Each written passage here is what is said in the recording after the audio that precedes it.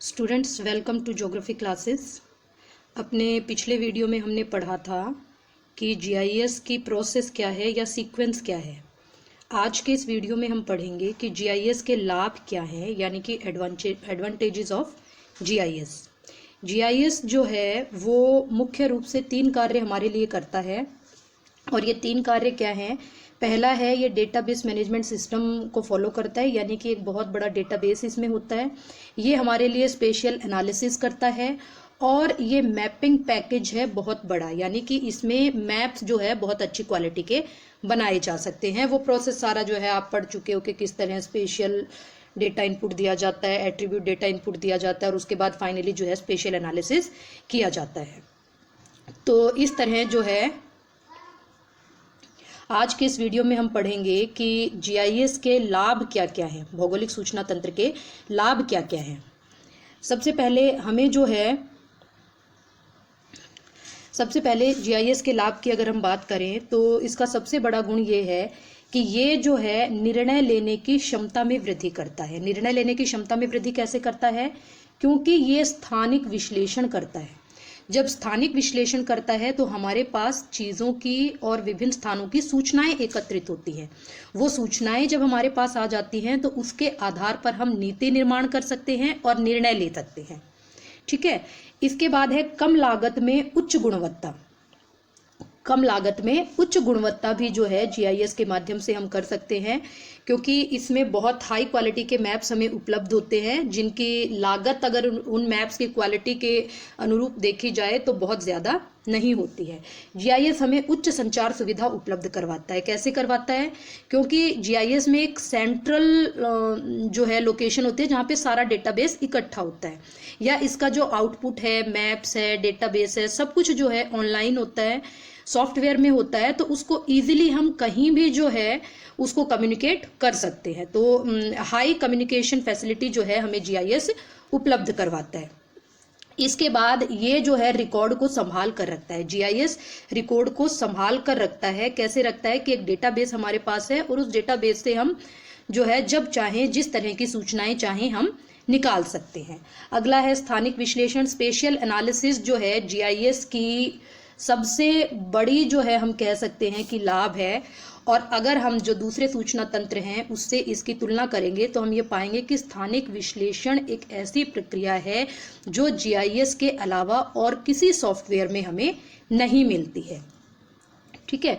तो इस तरह जो है स्थानिक विश्लेषण सबसे बड़ी विशेषता है, सबसे बड़ा लाभ है जीआईएस का। फिर इसमें जो है विशाल आंकड़ा भंडार होता है। एक जो है डेटाबेस हमने बनाया होता है, उस डेटाबेस के आधार पर हम जब चाहे इंफॉर्मेशन ले सकते हैं।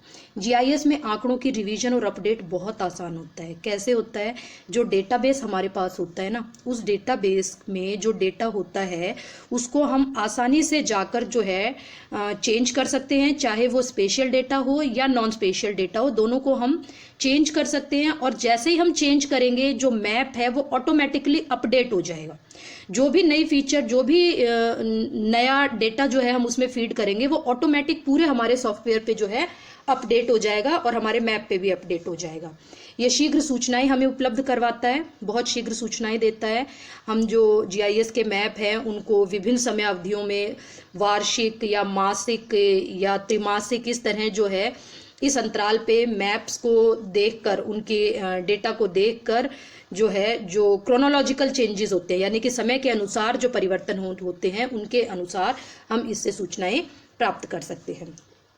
सूचना तंत्र की अन्य विधियों की तुलना में जीआईएस के बहुत सारे लाभ हैं। अब ये सूचना तंत्र की अन्य विधियां क्या हैं? सूचना तंत्र की अन्य विधियों का मतलब ये है कि जीआईएस से पहले भी कंप्यूटर में ऐसे बहुत सारे जो है बहुत सारी प्रक्रियाएं की जाती थी जीआईएस के आने से पहले।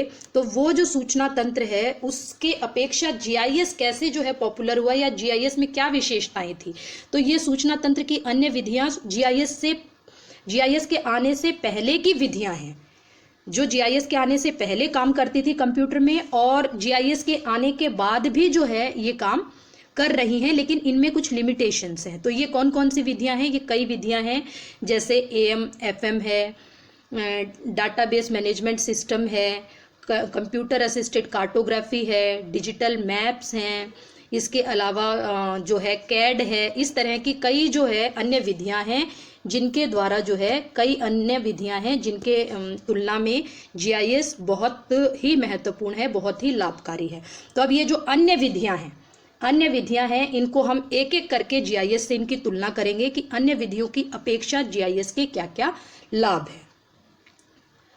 सबसे पहले हम देखेंगे कि जीआईएस और जो मैनुअल मैप है, जीआईएस और मैनुअल मैप, इनमें बहुत जो है मैनुअल मैप का मतलब यह है कि वो प्रारंभिक क्रिया जब हमने मैप बनाए थे, तो हाथ से मैप बनाने का कार्य आप लोगों को बताने की ज़रूरत नहीं है कि कितना मुश्किल हुआ होगा। आप लोग प्रैक्टिकल शीट्स बनाते हो तो उसमें देखते हो कि कितना जो है टाइम लगता है एक एक शीट को बनाने में। तो मैनुअल मैप मेकिंग का जो काम था वो बहुत धीमा था, बहुत लंबी प्रक्रिया थी, बहुत उबाऊ था। तो इस तरह जो है, और उसमें जो है इस तरह की कई विशेषताएं थी जिसके कारण जो है हम जीआईएस को उससे बहुत फार बेटर पाते हैं। तो ये परंपरागत मानचित्र बनाने की जो प्रक्रिया है इसमें इसकी क्या कमियां थी जिसके मुकाबले में जीआईएस जो है बहुत महत्वपूर्ण बन गया। सबसे पहले इसके द्वारा जो है ओवरलेइंग प्रक्रिया लंबी और मुश्किल थी।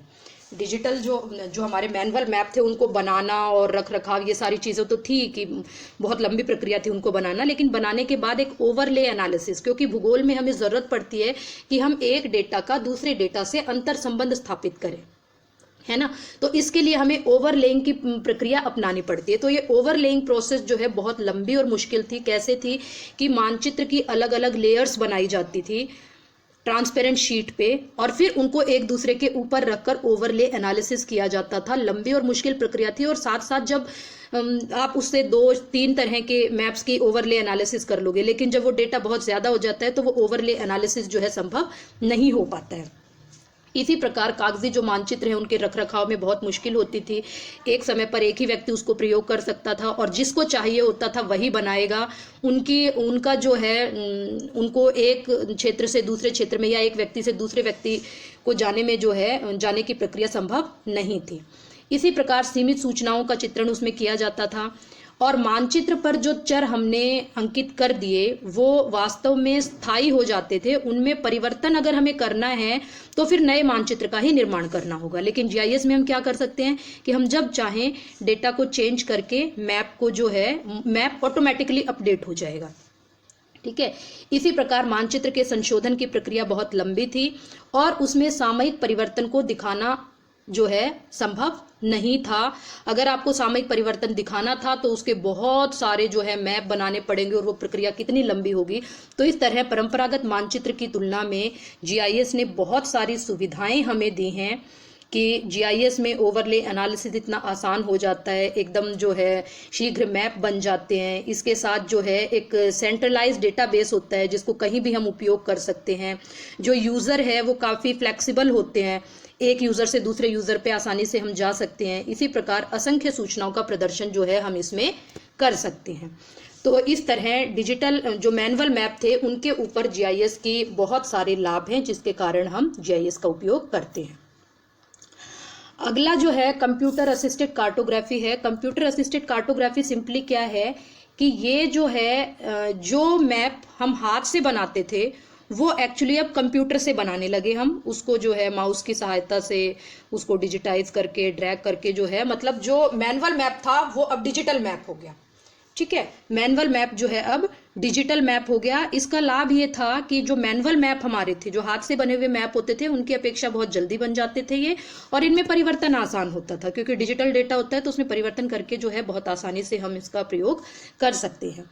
तो डिजिटल मानचित्र की तुलना में जीआईएस में क्या क्या चीज़ें जो है लाभकारी हुई कि डिजिटल मानचित्रों ने हस्तेन मानचित्रों की अपेक्षा बहुत सारी सुविधाएं प्रदान की। ठीक है, इसने जो है बहुत सारी सुविधाएं प्रदान की। डिजिटल मानचित्रों की रचना आसान थी और सुंदर मानचित्रों का निर्माण जो है इसमें होता था।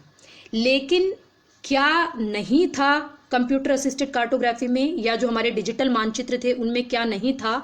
उनमें सबसे महत्वपूर्ण प्रक्रिया संभव नहीं थी स्थानिक विश्लेषण। ये स्थानिक विश्लेषण जो है डिजिटल मानचित्र में संभव नहीं था। और एक महत्वपूर्ण बात कि डिजिटल मानचित्रों का कोई डेटाबेस नहीं था, डेटाबेस नहीं था यानी कि कहीं जो है वो डेटा स्टोर नहीं था कि उसको जो है, डिजिटल मानचित्र में भी हमें जब कोई नई सूचना मानचित्र में देनी होती थी तो हमें फिर से जो है पूरा नया मानचित्र ही बनाना पड़ता था। डेटाबेस अगर उसका होता तो डेटाबेस में चेंज होता और मैप में ऑटोमेटिक चेंज हो जाता, लेकिन ऐसा नहीं था क्योंकि उसका डेटाबेस नहीं था। तो किसी भी चेंज के लिए हमें वापस दोबारा से पूरा मानचित्र बनाना पड़ता था। इसके बाद अगली जो प्रक्रिया है वो है कैड या कंप्यूटर एडेड डिजाइनिंग। और जीआईएस में जो है क्या अंतर है? कंप्यूटर एडेड डिजाइनिंग एक्चुअली है क्या कि ये जो प्रक्रिया है कैड जिसको शॉर्ट में हम कहते हैं, ये आर्किटेक्ट और इंजीनियर इसका बहुत ज़्यादा प्रयोग करते हैं। और ये कंप्यूटर में बेस्ड जो है डिजाइनिंग होती है, कंप्यूटर में बेस्ड ये डिजाइनिंग होती है जिसमें कंप्यूटर के माध्यम से जो है डिजाइनिंग की जाती है, मैप्स भी बनाए जाते हैं। तो इस तरह कैड जो है वो इंजीनियर्स और आर्किटेक्ट इसका ज़्यादा प्रयोग करते हैं। लेकिन कैड में बहुत सारे गुण थे, ठीक है, जो कंप्यूटर जो हमारे डिजिटल मैप है या और बाकी जो क्रियाएं हैं उनकी अपेक्षा कैड में काफ़ी गुण हैं, लेकिन फिर भी जीआईएस की अपेक्षा जो है इसमें इतने गुण नहीं थे, इसीलिए जो है कैड की अपेक्षा जीआईएस का प्रयोग किया जाने लगा। तो कैड जो है आर्किटेक्ट और इंजीनियर्स की सबसे पहली पसंद रही है और ये डिजाइनिंग और ड्राइंग के लिए जो है इसका उपयोग किया जाता था, ठीक है। आर्किटेक्ट इंजीनियर इसका सबसे ज्यादा प्रयोग करते हैं। और किस लिए करते हैं? इमारतों और भवनों के निर्माण के लिए ड्राइंग बनाने का आधार था ये, ठीक है। कैड की विशेषता ये है कि इसमें डेटा की लेयर्स होती है, आंकड़ों के स्तर होते हैं, ठीक है, और वो डेटाबेस से भी जुड़े होते हैं। कितना बड़ा गुण है कि आंकड़ों के स्तर भी होते हैं यानी कि डेटा लेयर्स भी हैं और डेटाबेस भी है। लेकिन ये इसकी जो कमी थी जो जीआईएस ने पूरी की वो क्या थी? जियो रेफरेंस्ड डेटा नहीं थे। इसमें जो डेटाबेस था, इसमें जो आंकड़े थे वो जियो रेफरेंस्ड नहीं थे, यानी कि लैटिट्यूड लॉन्गिट्यूड के अकॉर्डिंग जो है नहीं थे, इसलिए स्थानिक विश्लेषण संभव नहीं था, ठीक है। इसमें जो स्थानिक आंकड़े हैं वो ग्राफिक फॉर्म में दिखाए जाते थे, जो डेटा हम इसमें फीड करते थे वो ग्राफिक रूप में, ग्राफिक रूप कोई ग्राफ, टेबल, मैप कुछ भी हो सकता है, ठीक है। तो कैड की कई सारी विशेषताएं थी, इसीलिए आज भी अगर हम आर्किटेक्ट और इंजीनियर्स की बात करें तो वो जीआईएस का प्रयोग नहीं करते हैं बल्कि वो कैड का ही प्रयोग करते हैं। तो कैड की विशेषताओं को शामिल करते हुए और जीआईएस के गुणों को उसमें डालते हुए एक नए सॉफ्टवेयर का निर्माण हुआ जिसे हम ऑटो कैड कहते हैं। और ये ऑटो कैड जो है आजकल आर्किटेक्ट, इंजीनियर, ज्योग्राफर सब इसका बहुत अच्छे से प्रयोग कर रहे हैं, जिसने कैड की और जीआईएस की दोनों की योजनाओं का लाभ जो है एक साथ दिया। अब है हमारी automatic mapping and facility management. Automatic mapping और फैसिलिटी मैनेजमेंट, इसको शॉर्ट में हम एएम और एफएम भी कहते हैं। एएम और एफएम भी जो है हम इसको कह सकते हैं। ऑटोमेटेड मैपिंग यानी कि स्वचालित मैपिंग और फैसिलिटी मैनेजमेंट यानी कि सुविधाओं का प्रबंधन, ठीक है। तो ये जो प्रक्रिया है ये बेसिकली क्या है कि इसमें जो है विभिन्न प्रकार के डेटा मैनेजमेंट होते हैं। कौन से डेटा? जो हमें फैसिलिटीज देते हैं। फैसिलिटीज क्या हो सकती है? हमारी केबल की फैसिलिटीज हो सकती है, हमारी सीवर लाइन की, अंडरग्राउंड पाइप्स की फैसिलिटी हो सकती है। तो इस तरह की फैसिलिटीज के मैनेजमेंट के लिए जो है एएम और एफएम के सॉफ्टवेयर का उपयोग किया गया। तो एएम और एफएम की तुलना में जो है जीआईएस का क्या लाभ था कि जीआईएस जो है विभिन्न प्रकार की सेवाएं और सुविधाएं उपलब्ध करवाने वाली कंपनियां अपने डेटा के मानचित्रण और प्रबंधन के लिए एएम एफएम का प्रयोग करती हैं। जो कंपनियां विभिन्न प्रकार की सेवाएं और सुविधाएं देती हैं वो क्या हो सकती हैं? बिजली बोर्ड हो सकता है जो बिजली लाइंस के थ्रू जो है हमें सुविधाएं देता है, ठीक है। सिविल डिपार्टमेंट हो सकता है जो अंडरग्राउंड पाइप्स के माध्यम से हमें सुविधाएं देता है।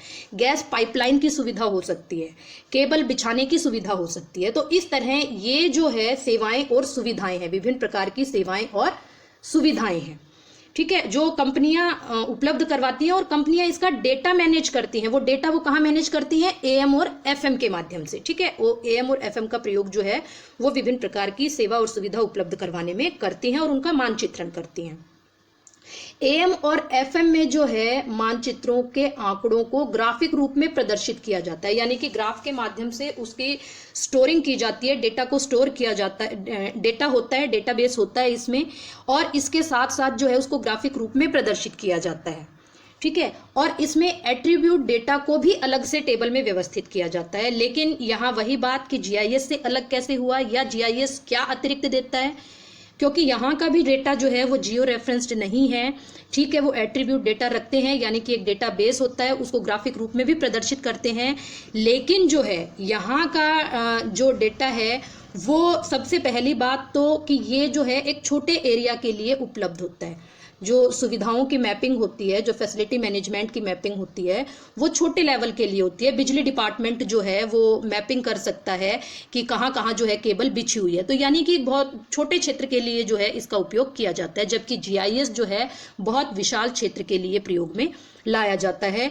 और स्पेशियल एनालिसिस की जो गुणवत्ता है वो भी एएम और एफएम में उपलब्ध नहीं है। तो इस तरह जो है एएम और एफएम की तुलना में भी जीआईएस के बहुत सारे लाभ हैं। अगली जो हमारी परंपरागत विधि है वो डेटाबेस मैनेजमेंट सिस्टम है। डेटाबेस मैनेजमेंट सिस्टम, डेटाबेस आप लोग पढ़ चुके हो, पूरा एक वीडियो जो है इस पे आ चुका है। डेटाबेस का मतलब क्या है कि एक पूरा आंकड़ों का भंडार, वो डेटाबेस ही है। जब हम स्पेशल डेटा इनपुट देते हैं, जब हम नॉन स्पेशल डेटा इनपुट देते हैं, तो उससे हमारा क्या बनता है, डेटाबेस बनता है। और डेटाबेस मैनेजमेंट सिस्टम क्या है, ये एक सॉफ्टवेयर है जो कि डेटा को मैनेज करता है, उसका प्रबंधन करता है। ठीक है, तो अब डेटाबेस मैनेजमेंट सिस्टम और हमारी जो जीआईएस है उसमें क्या नया है या क्या जो है उसमें नहीं है डीबीएमएस में कि हम जीआईएस का उपयोग करते हैं। तो डेटाबेस मैनेजमेंट सिस्टम जो है वो एक कंप्यूटर सॉफ्टवेयर है जो आंकड़ों के विशाल राशि को परतों में संग्रहित करता है।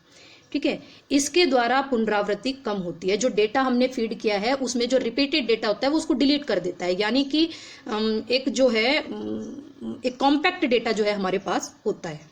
इसमें डेटा को मानचित्र के द्वारा प्रदर्शित नहीं किया जाता है। जो सबसे बड़ी जो इसकी है, डेटा तो हमारे पास बहुत विशाल मात्रा में है, लेकिन उसको मानचित्र के द्वारा इसमें प्रदर्शित नहीं किया जाता है। और यहीं पर जो है जीआईएस बहुत ज्यादा लाभकारी हो जाता है।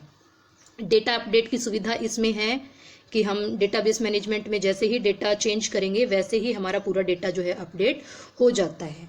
तो यहाँ पर हम ये कह सकते हैं कि जब हमारी पृथ्वी की विभिन्न प्रकार की सूचनाएं और जानकारियां स्थानिक हैं, यानी कि स्थान से संबंधित हैं, तो इसलिए ग्राफिक रिप्रेजेंटेशन आवश्यक है। और जबकि ये जो हमारा डेटा है ये हमें मानचित्र के द्वारा सूचनाएं नहीं देता है, तो इसलिए जो है हमें क्या करना पड़ता है कि जीआईएस का उपयोग करना पड़ता है। अगर आपको ये वीडियो अच्छी लगती है तो आप इसको प्लीज़ लाइक, शेयर और सब्सक्राइब कीजिए। और अब जो है एक मोटी सी बात मैं आपको बताऊंगी कि जब हम डिसीजन मेकिंग की बात कर रहे हैं, जब हम कह रहे हैं कि डिसीजन मेकिंग जो है जीआईएस के माध्यम से किया जाता है, तो डिसीजन मेकिंग की प्रोसेस जो है कैसे काम करती है। कोई भी जो डिसीजन मेकिंग है, यहाँ ये देखिए, डिसीजन मेकिंग जब भी करते हैं, डिसीजन मेकिंग का मतलब हम पॉलिसी बना सकते हैं, हम प्लानिंग कर सकते हैं और हम मैनेजमेंट कर सकते हैं। तो ये डिसीजन मेकिंग की जो प्रोसेस है ये किस लिए की जाती है, ये की जाती है कि कुछ ड्राइविंग फोर्सेस हमारे पास हैं। ये ड्राइविंग फोर्सेस क्या हो सकते हैं, ये पॉपुलेशन हो सकती है, हेल्थ और वेल्थ हो सकती है, टेक्नोलॉजी, पॉलिटिक्स, इकोनॉमिक्स, कुछ भी हो सकता है। ठीक है, ये हमारे ड्राइविंग फोर्सेस हैं। इन ड्राइविंग फोर्सेस से के कारण ह्यूमन एक्टिविटीज होती हैं। ठीक है, इन ड्राइविंग फोर्सेस के कारण ह्यूमन एक्टिविटीज होती हैं। इसके बाद इन ह्यूमन एक्टिविटीज का कुछ इम्पैक्ट पड़ता है। ठीक है, कुछ इम्पैक्ट होता है इन एक्टिविटीज का। इम्पैक्ट क्या होता है कि डेवलपमेंट होता है, अर्बनाइजेशन होता है, इंडस्ट्रियलाइजेशन होता है, कंस्ट्रक्शन होता है, एनर्जी कंजम्पशन होता है। तो इस तरह ये जो है ह्यूमन इम्पैक्ट है। अब इस ह्यूमन इम्पैक्ट का रिजल्ट क्या होता है, इन्वायरमेंटल चेंज होता है। क्या होता है, इन्वायरमेंटल चेंज होता है। Environmental change, land use change होगा, चेंज इन लाइफस्टाइल होगा, लैंड डिग्रेडेशन होगा, पॉल्यूशन होगा, क्लाइमेट चेंज होगा, ये सारी प्रक्रियाएं होंगी। अब इन्वायरमेंटल चेंज को हम मॉनिटर कैसे करते हैं, थ्रू रिमोट सेंसिंग। ठीक है, थ्रू रिमोट सेंसिंग जो है हम इसकी मॉनिटरिंग करते हैं। जब हम रिमोट सेंसिंग करते हैं तो हमारे पास एक बहुत बड़ा डेटाबेस बन जाता है। डेटाबेस जब हमारे पास बन जाता है तो हम उसको जीआईएस में फीड करते हैं। ठीक है, जीआईएस से जो है डेटाबेस हमारे पास है, फिर उसको हम जो है स्पेशल डेटा से इंटीग्रेट करके उसका जो है हम एनालिसिस करते हैं, स्पेशल एनालिसिस करते हैं। और इसके आधार पर हमें विभिन्न प्रकार की सूचनाएं मिलती हैं जो जीआईएस हमें उपलब्ध करवाता है, जिसके कारण जो है हम डिसीजन मेकिंग की प्रोसेस को अपनाते हैं। तो इस तरह ये जो नीति निर्माण की प्रक्रिया है